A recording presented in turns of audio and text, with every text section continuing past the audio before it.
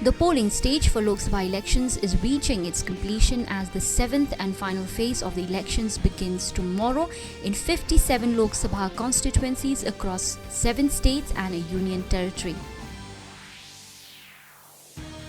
The Indian Army has congratulated Major Radhika Sen on being conferred with the UN Military Gender Advocate of the Year award at UN headquarters in New York for her outstanding service in the Democratic Republic of the Congo.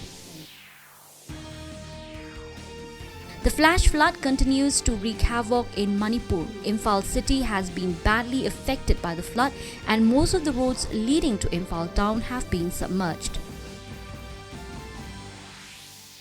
In Bihar, 29 people have died and more than 200 fell ill due to heat stroke.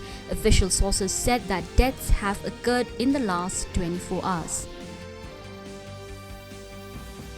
In Jammu and Kashmir, a brief exchange of fire took place between terrorists and security forces yesterday in Mara village of Baflias area of Poonch district.